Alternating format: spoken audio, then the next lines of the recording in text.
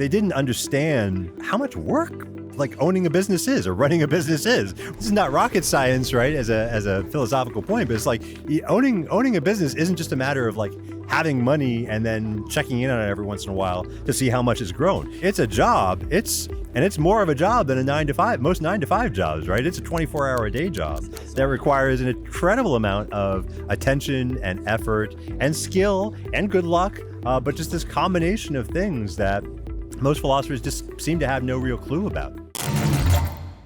Welcome, everyone, to the Liberty Ventures podcast. My name is Alexander McCobin, one of the founders and general partner at Liberty Ventures, and just thrilled to keep building up this ecosystem of purpose-driven investors and entrepreneurs aligned on advancing a free and prosperous future.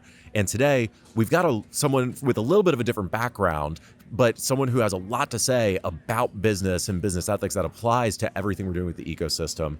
Dr. Matt Zwolinski is a longtime friend and a professor of philosophy at the University of San Diego. He's the author of numerous books and articles on the philosophy of politics, philosophy, and economics.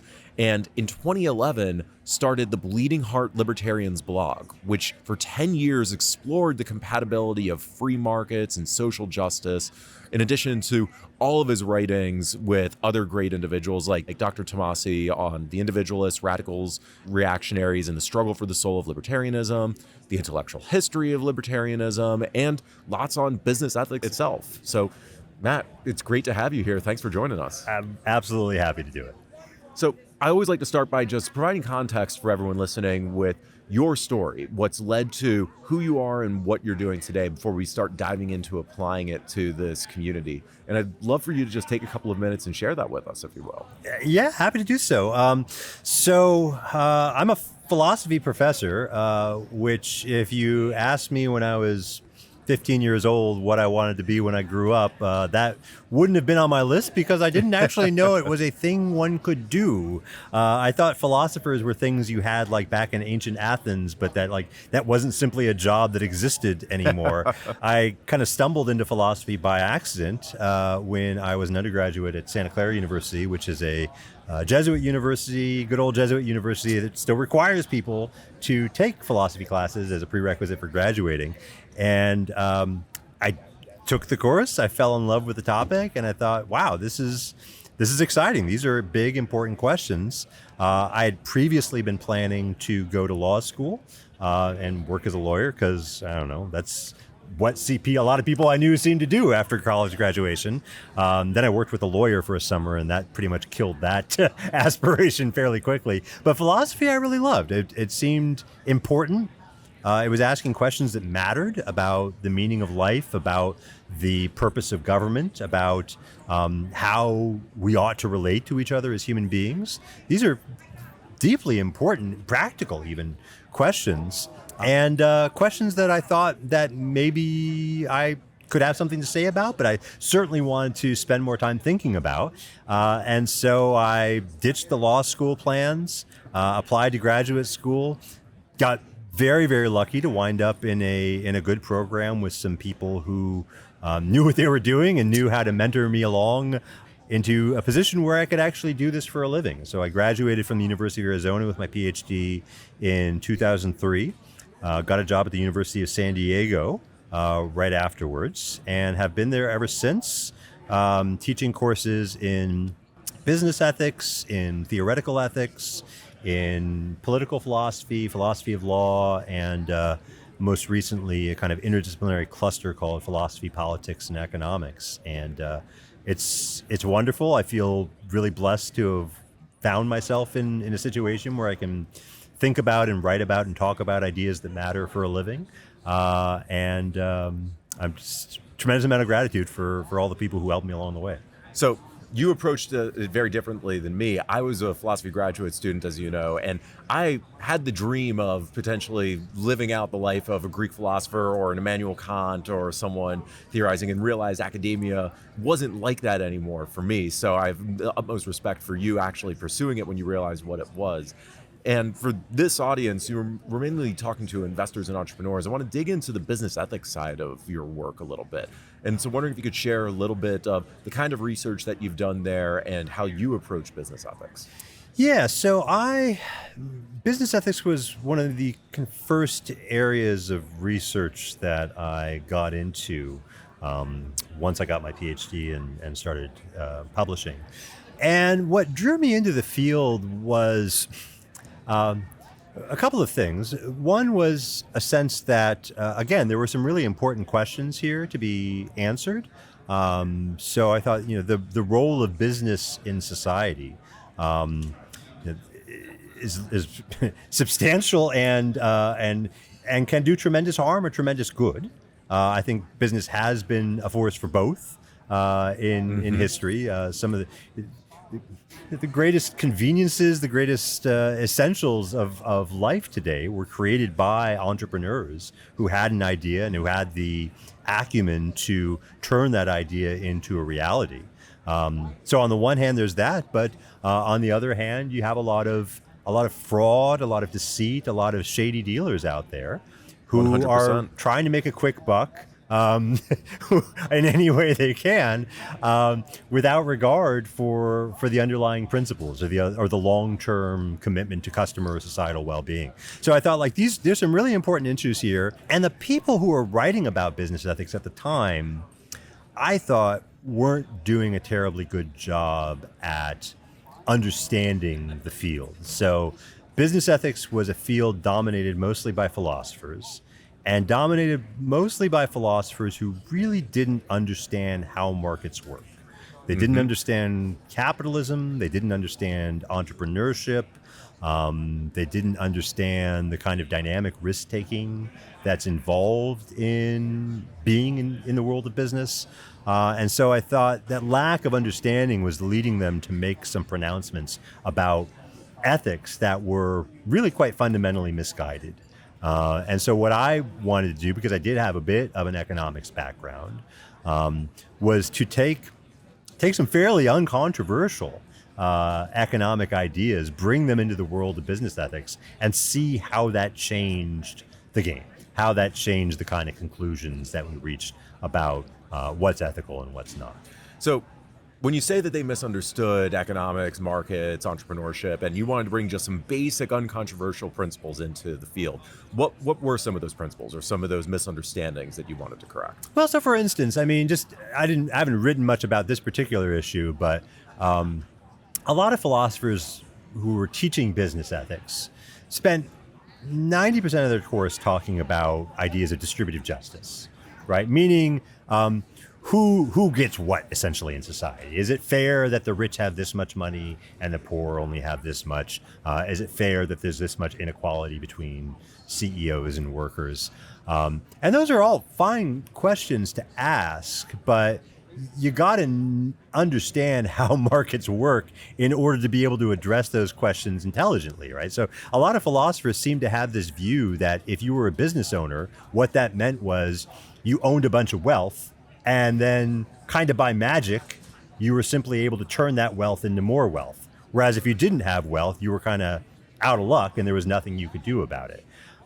They didn't understand how much work owning a business is or running a business is. This is not rocket science, right? As a philosophical point, but it's owning a business isn't just a matter of having money and then checking in on it every once in a while to see how much it's grown. It's a job. It's more of a job than a 9-to-5. Most 9-to-5 jobs, right? It's a 24-hour-a-day job. It's nonstop. That requires an incredible amount of attention and effort and skill and good luck, but just this combination of things that most philosophers just seem to have no real clue about. So I think once you appreciate what goes into business, yeah, you could still ask those questions about distributive justice, but this idea that capitalists are just kind of out there living off the backs of the proletariat starts to look a little less plausible, I think.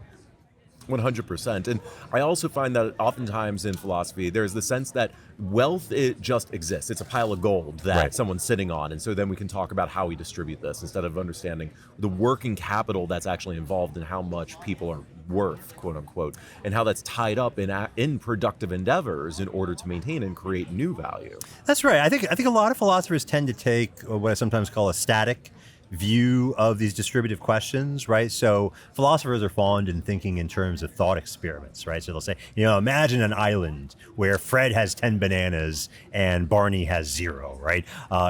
What would be the fair way for Fred to divide up his bananas? And you look at this kind of moment in time, right? Like where Fred has bananas and Barney doesn't, like no question there about how Fred got the bananas, like why doesn't Barney have any questions? Those are all kind of ruled out of the question. And then we just sort of test your intuitions about what a fair distribution of these things were. There's also no questions about what the larger ongoing effects of our distributive policies are in these scenarios, right? So, imagine we say like, okay, Fred's got 10 bananas, Barney's got 0. That seems unfair. Let's give half of Fred's bananas to Barney.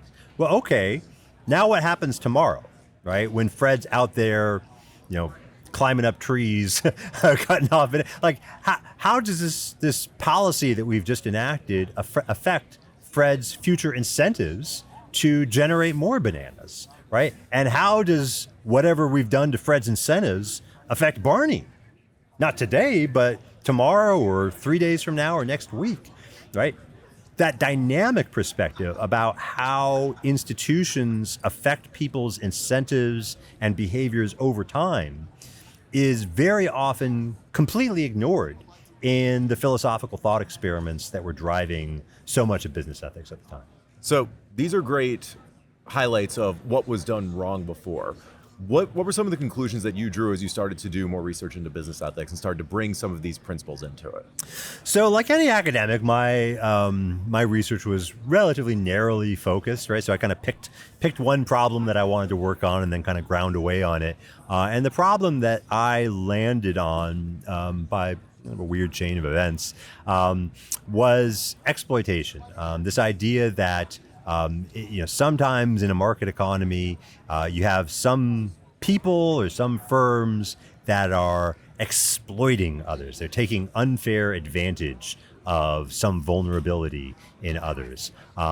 So for instance, one of the first areas in which I explored this idea was the phenomenon of so-called sweatshop labor, right? So you have large multinational enterprises that are outsourcing production overseas, right? So you might have Nike, for instance, relying upon a manufacturer in Indonesia to produce a lot of its goods, which are then shipped back to the United States and sold at very high prices. And a lot of people look at this and say like, okay, you got a pair of Nike shoes that are selling for like $150.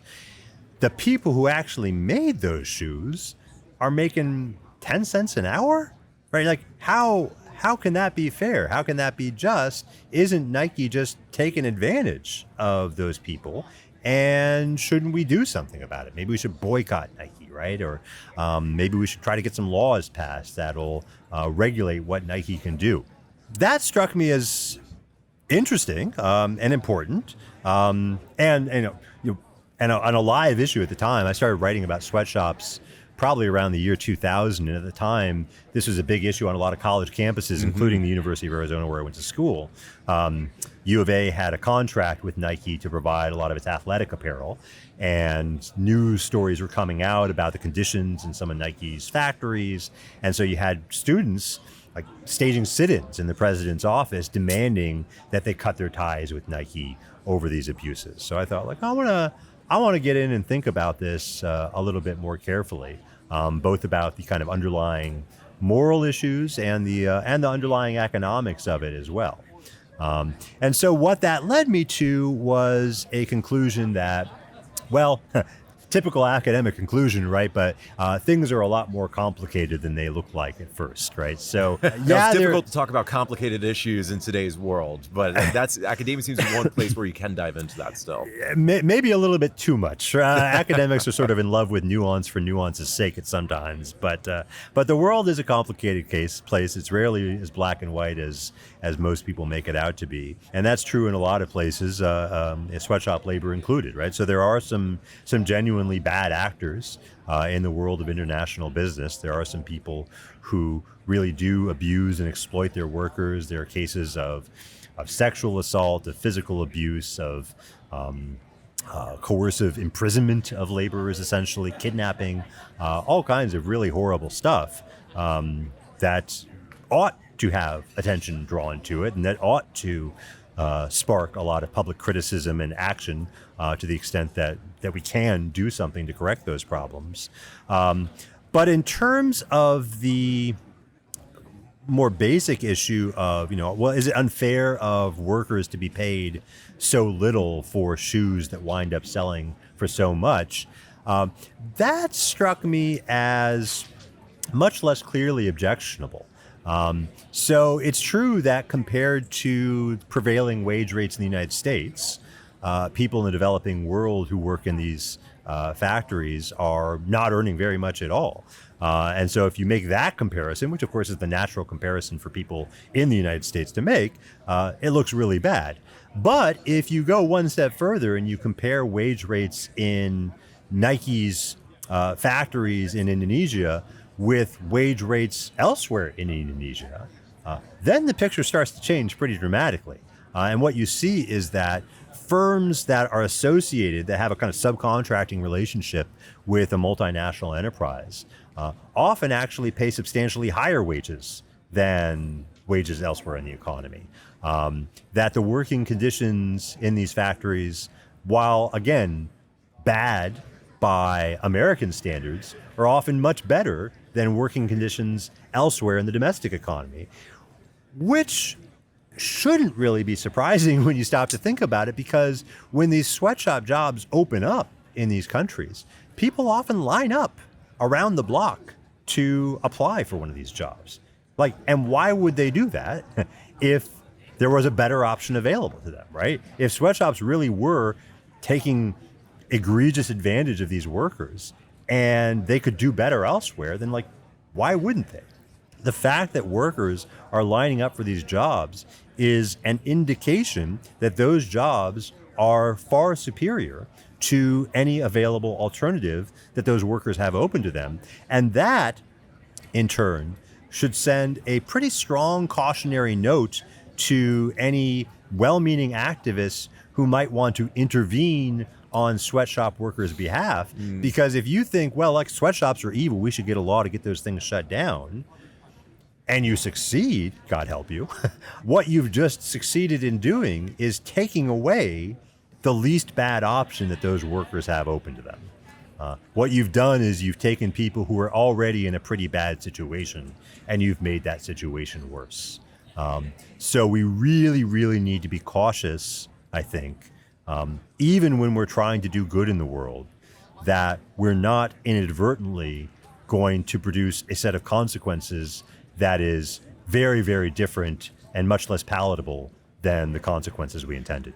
Fascinating insight, and directly applicable to how activists and the general public should be thinking about this issue of exploitation. Let's talk about how this might apply to people who are investing in companies or entrepreneurs when they're thinking about how they set up their businesses. How might you recommend they think about the way that exploitation works within their companies, given all of that? I have a tremendous amount of respect for entrepreneurs who try to bring some kind of moral vision to their business. And I think a lot of entrepreneurs do that in one way or another, right? They're not just in it to make a buck. They're in it because they think that what they're doing is making the world a better place in some significant way. And very often they're right. I think that's tremendously important. That's tremendously admirable. Entrepreneurs who are committed to providing a fair and humane employment place for their workers. People who kept their workers on during COVID pandemic when they could have just as easily let them off. That's a really morally admirable thing for employers to do. The problems start to come in when your moral vision extends very far beyond the confines of your workplace, right? When it's not just about treating your workers well or treating your customers well, but it's about achieving social justice in some broader and more nebulous sense. That, I think, is when problems can start to arise in the world of business ethics. Because the problem is the world's a really complicated place. And we very often, even really smart people, we very often have no clue what the broader social ramifications of what we're doing are going to be. And so if we try to design our business in a way that's going to achieve racial harmony or achieve this or that grand social vision, we're often going to find ourselves frustrated in the sense that we're not going to get the outcome that we wanted, or maybe even flummoxed in that we've produced an outcome that we positively didn't want. The complicated nature of the social world, I think, is an obstacle to grand social engineering on a very large scale. Most of the time, most that all of us can do is look at our little corner of the world, our family, our neighborhood, our customers, our employees, try to make their lives better in ways that we can sort of directly assess, and then hope that, everybody else is doing the same thing in their corner of the world. But trying to go much beyond that is by and large a recipe for failure.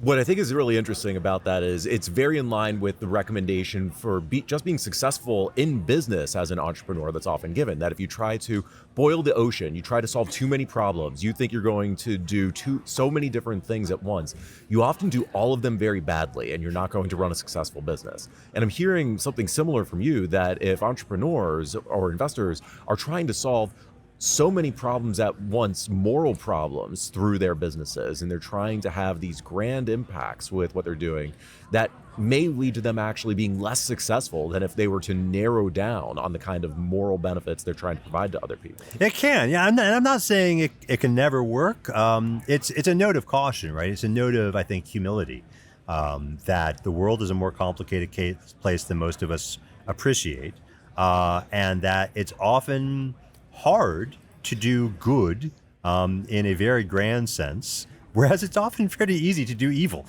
in a fairly grand sense. There's a kind of asymmetry there where it's a lot easier to mess things up and break them than it is to fix them and set them right.